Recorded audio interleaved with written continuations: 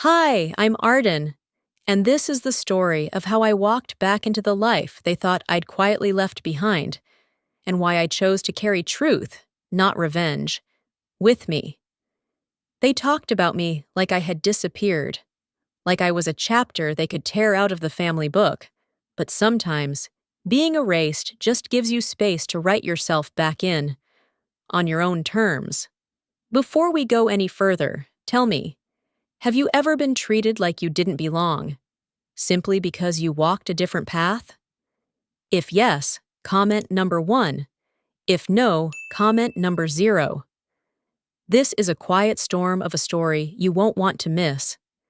I never thought saying no to one summer trip would turn my entire family against me, but that's exactly what happened the morning I said no. Quietly, with all the politeness I could muster, and still, the reaction came swift like a pulled fire alarm. My phone vibrated 5 times before I could finish my tea. A group text already half lit with emojis and countdowns. Connor had shared the official BBQ schedule. Savannah sent a picture of her new swimsuit, and Mom had sent a message that simply read, "Please come home." It's not the same without you. 3 dots. Then nothing. Last summer, I was the one pushing a wheelchair after Savannah sprained her ankle during a volleyball game. The summer before that, I spent 3 nights in the tiny laundry room nursing her fever while the others played poker outside. I thought they'd remember that. Turns out, they only remember when you say no. This year, I booked a small cabin next door. Same lake, same town. Just not their porch. I'd stayed there once before during college. It belonged to Mrs. Penelope Shaw, a widow who'd been renting it out for decades. She remembered me immediately when I called. "You still draw near the windows?" she'd asked. "That cabin still holds light in all the right corners." Before replying to the family chat, I took a breath and glanced at my sketchbook. An old drawing my grandfather once inspired me to finish. A swing by the lake, half shaded in charcoal, dated July 2008. He'd passed not long after that trip. My last good summer. I typed, "Hey all, I'm coming up to Belleville, but I'll be staying in a separate cabin this year.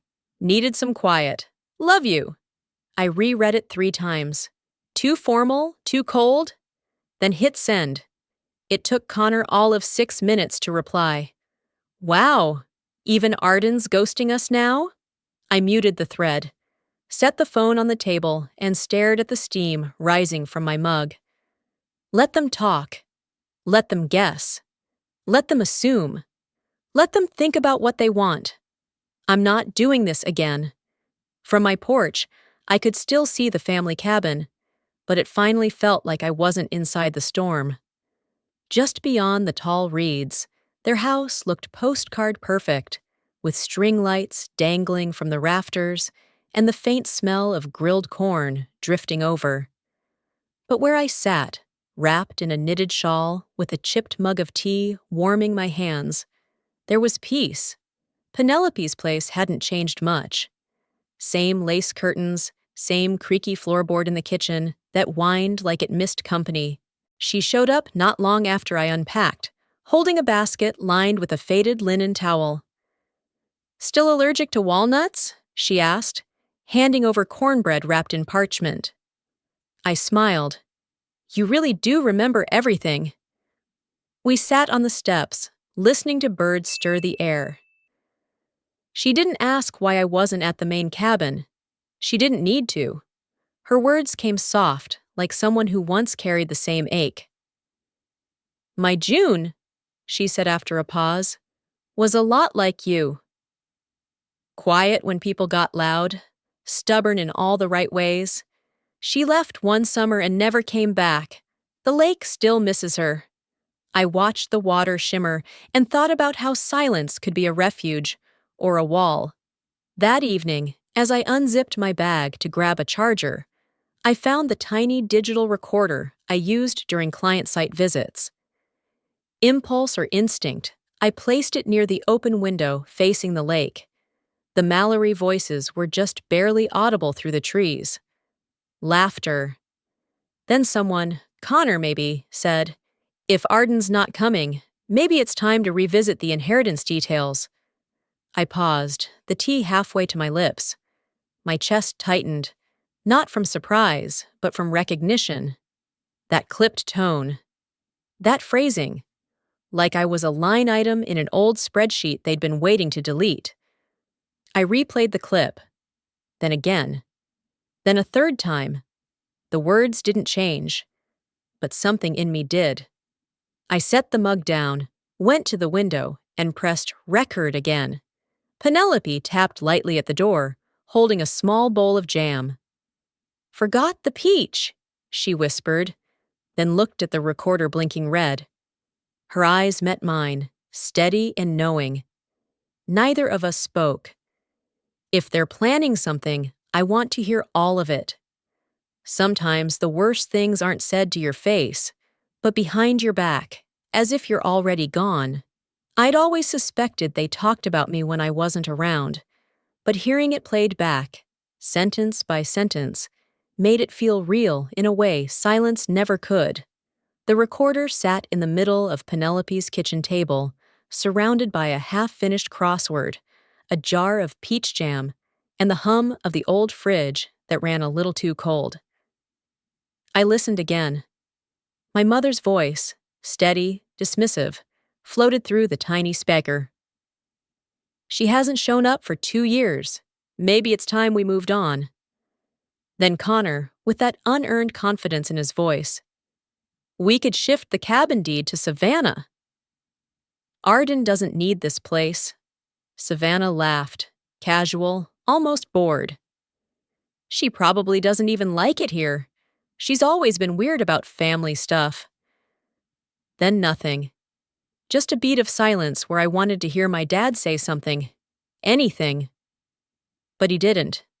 I leaned back, hand wrapped around a cooling mug of tea, staring out the window. The lake looked peaceful, the sun warm against the water, but my chest felt like it had closed in. They weren't angry. That was the worst part. They were indifferent, like I had simply faded from relevance. If you sympathize with me, please leave a comment number 9 in the comment section below. Now, let's get to the next development of this story.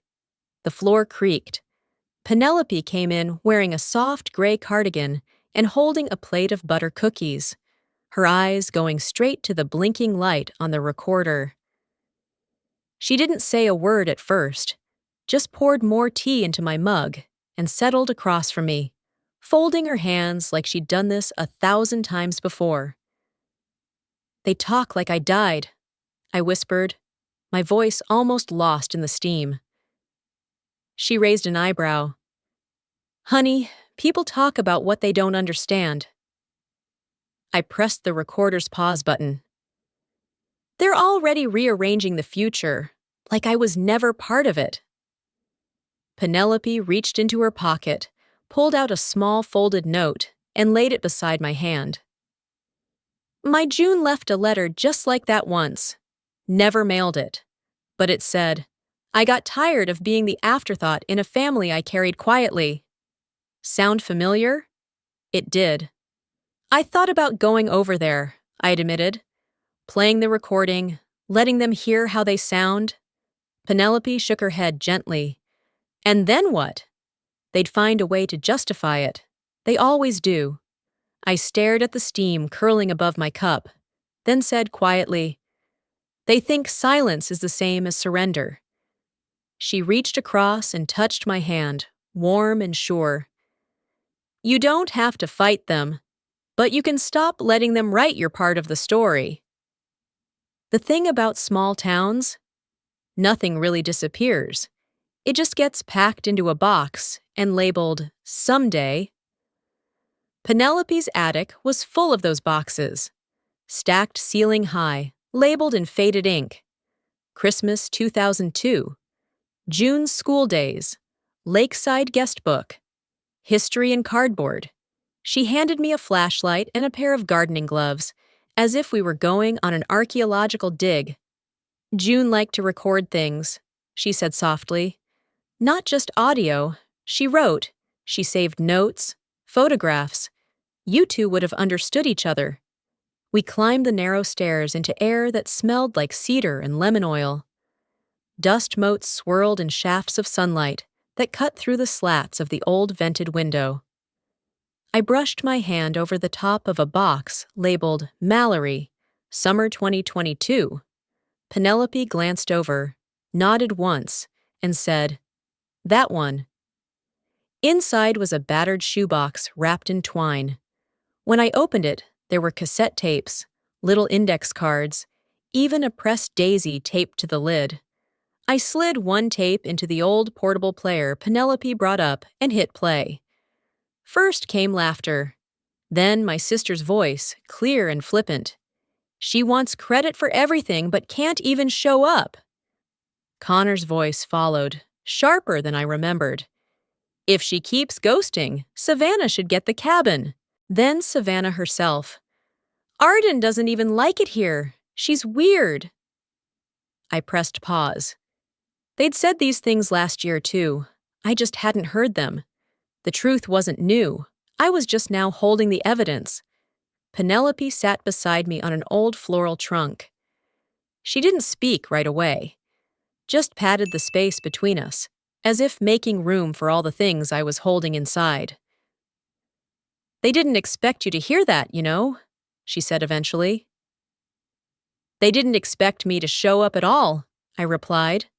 The attic was silent, except for the slow creak of the house settling. I looked at the daisy. It was brittle now, but still kept its shape. This wasn't a misunderstanding, I said. It's a pattern. Penelope nodded. It's what made June leave, and what made you stay away. I turned the tape over in my hand and whispered, I don't want to be silent anymore. Penelope's eyes stayed on mine, unwavering. Would you testify if I needed you to? I didn't mean to walk into the BBQ. I meant to walk past it. Just long enough to drop off a peach cobbler on the potluck table, nod politely if I had to, and disappear before anyone remembered I existed. But then I heard my name. Not whispered, not reverent, just tossed out like a paper plate caught in the wind. She's not really part of us anymore, Savannah said to someone near the lemonade stand. She keeps herself removed, like she's better. That stopped me.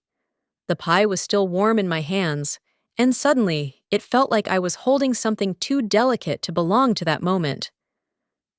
I looked over. The lawn was filled with folding chairs, plastic cups, children's sandals flung in every direction. A breeze rattled the string lights overhead. I should have kept walking. That would have been easier. But I didn't. I stepped onto the grass. People turned. Not dramatically, just slowly, like their heads needed time to accept what they were seeing. Connor stood first. Hey, Arden. I wasn't planning to come, I said. Savannah smiled without warmth. Well, here you are. I nodded once and walked toward the table. It's peach cobbler, I said, setting it down.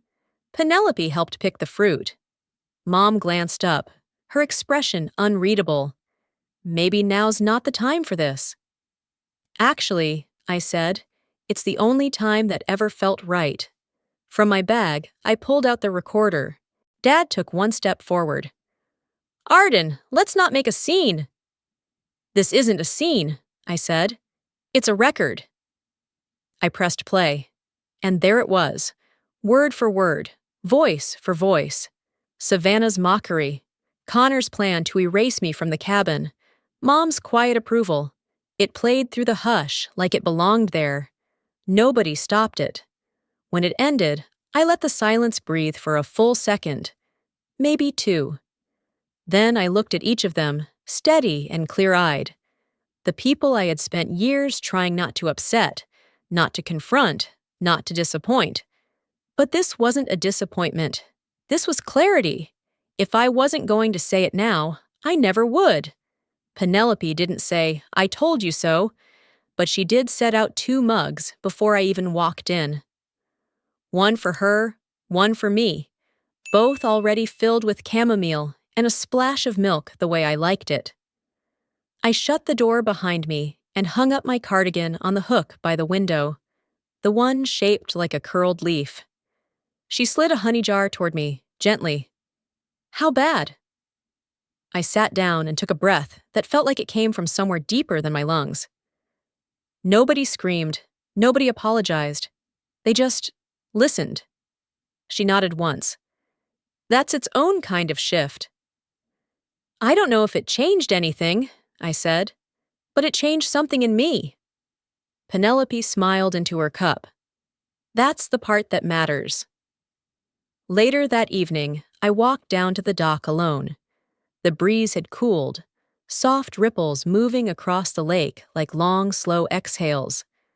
Fireflies blinked above the grass line, and from the main house, I could hear the clink of someone rinsing dishes. There was no grand gesture, no one came running, but I saw the porch light flick on at the Mallory cabin. A moment later, Savannah stepped outside, set a pie tin on the railing, and went back in. I squinted. Peach cobbler, my recipe. I didn't wave, didn't move, just watched as the light clicked off again. In the morning, there was an envelope on the front steps. My name was written in handwriting that slanted just like hers when she was nervous. Inside, a folded note, a single sentence. I heard myself, "I'm sorry." No signature, no return address. Just that. I tucked the note into the back of my sketchbook, between 2 unfinished drawings. One was the swing by the lake I'd never shaded. The other was an open field with a bench I had never drawn anyone sitting on, until now. Penelope called the next week. "City Council approved the permit," she said. "You're good to break ground. The retreat center won't be big, just a renovated barn, a gravel path, a garden with benches and names like Grace and Still. But it'll be quiet. It'll be mine." The lake was quiet again, but this time I wasn't afraid of the silence. Some silences are heavy, others healing. That last evening by the lake, I realized not all closure comes with applause. Sometimes it arrives quietly, in the form of a note, a shared recipe, or the light on a porch someone thought you'd never return to. We often assume we know who belongs, who matters, and who deserves to be heard. But kindness has a way of rewriting those assumptions when we least expect it. When we stop measuring people by where they've been, or what they didn't say, we start seeing them for who they truly are. Like a bench placed in a quiet garden, the gentlest acts of compassion leave a space open for others to rest, reflect, and begin again. If this story reminded you of someone in your own life, perhaps take a moment to let them know they're still part of yours. Because sometimes, all it takes to change a story is choosing to listen. If this story touched a quiet corner of your heart and helped ease a little of the heaviness, consider supporting me by subscribing, so I can keep walking with you, and you'll always have a gentle place to come home to.